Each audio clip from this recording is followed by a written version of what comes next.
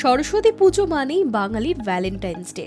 পুজোর পাশাপাশি সেদিন যদি হয় আবার বিবাহ বার্ষিকী, তাহলে তো কথাই নেই। সরস্বতী বন্দনার সঙ্গেই বিবাহ বার্ষিকীর সমাপতন। সকাল থেকেই গায়িকা ইমন চক্রবর্তীর বাড়িতে তোড়জোড়। প্রতিবারের মতো এইবারও ঘটা করেই হলো সরস্বতী পুজো। আর গায়িকার বাড়িতে দেবী বন্দনার সঙ্গে যে গান বাজনার আয়োজনও থাকবে, তা আর বলার অপেক্ষা রাখে না। আর এইসবের মধ্যেই স্বামী নীলাঞ্জন ঘোষের সঙ্গে বিবাহ বার্ষিকীও পালন করলেন গায়িকা।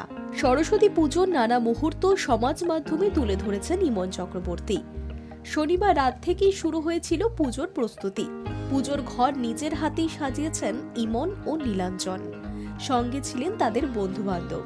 সেই বন্ধুরাই সময় মতো দম্পতিকে মনে করিয়ে দিয়েছেন বিবাহ বার্ষিকীর কথা। রাত 12টার সময় কেক নিয়ে হাজির হয়েছিলেন তারা। একসঙ্গে কেক কাটেন ইমন ও নীলাঞ্জন।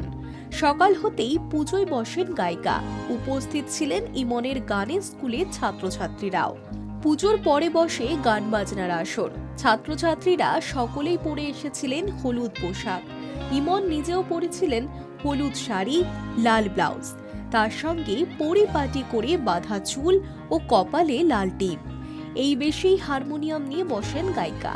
কখনো তার কণ্ঠে রবীন্দ্রনাথ ঠাকুরের গান মধুর ধ্বনি বাজে, কখনো আবার মাঝে মাঝে তব দেখা পাই, চিরদিন কেন পাই না। সব মিটলে নীলাঞ্জনের সঙ্গে একগুচ্ছ সোহাগী ছবি ভাগ করে নেন ইমন। নীলাঞ্জনের পরনেও হলুদ পাঞ্জাবি ও সাদা পাজামা। ছবির সঙ্গে ইমন লেখেন, সরস্বতী পুজো আর বিবাহ বার্ষিকী একদিনে পড়লে যা হয় আর কি। 2021 সালে 2রা ফেব্রুয়ারি হইচই করে সামাজিক বিয়ে সেরেছিলেন ইমন ও নীলাঞ্জন। তবে শৈশাবুদ করে আইনি বিয়ে যদিও আগেই সারেন তারা।